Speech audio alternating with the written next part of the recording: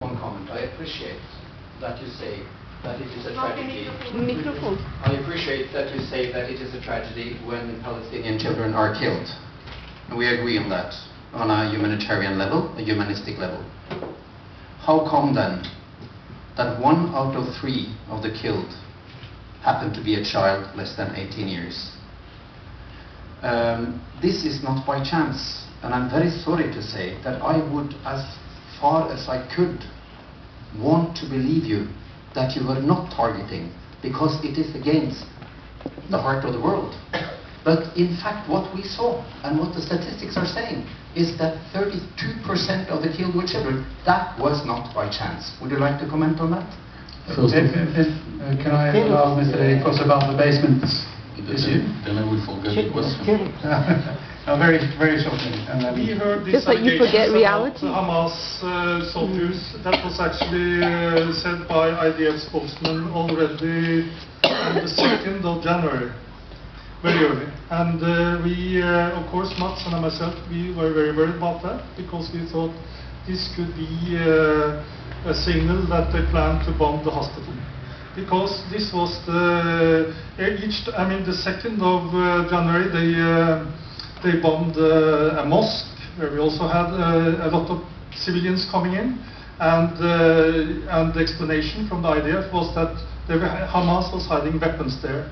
And every time they bombed the civilian targets like schools or mosques, it was the same explanation. Either they had been hiding weapons or there were rockets fired from that site.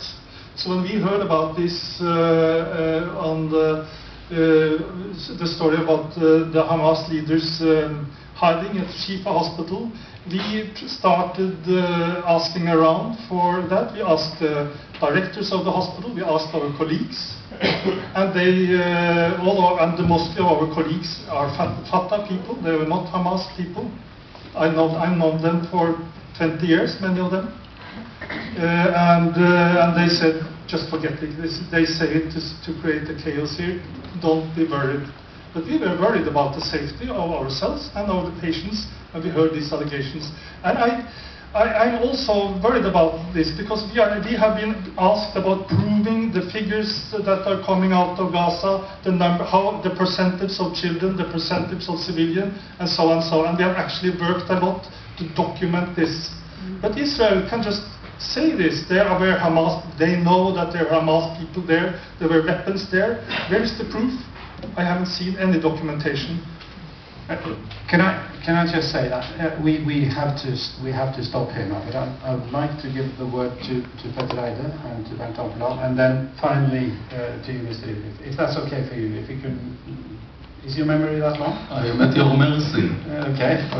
I will start off by saying that, of course, the Israeli deliberately target civilian institutions. They deliberately target homes for ordinary people, all kinds of civilian infrastructure, fishing boats, agricultural land, greenhouses. I've seen it with my own eyes. I've seen how they shot all the onions from the mosque, deliberately target. And don't come here to say that they actually missed a military target and then hit a civilian target.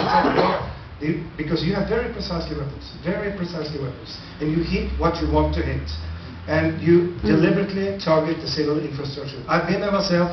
Just a few days after the war, I've seen it. There is absolutely no doubt. Absolutely no doubt. But on top of that, we have to realize that this is a very clever information strategy by the Israelis. This is a part of the information strategy. Because they're very elegantly transforming the understanding of a military target, of a civilian target, into a military target. And this is an information strategy. By using wordings, try to explain that what we believe is a civilian target. They very elegantly say that this is a military target by a very special kind of wording. And they even in a way made this very difficult for the ordinary people. We talked to people in Gaza during the warfare, and they didn't know whether they should be recognized as a civil or military target. They didn't know if the house they lived in, where the shops in the street, where the street in itself, whether it was a civil or military target. And I would say this is an act of a war crime. Not only the lack of distinction between civilian and military target. That is one part of a war crime. But it's also a part of a war crime not to tell the people what is a military and what is a civilian target. Not to make the people aware whether they are civilian, whether they should be regarded as civilian or military target. And this was a very, very clever information strategy, and they succeeded.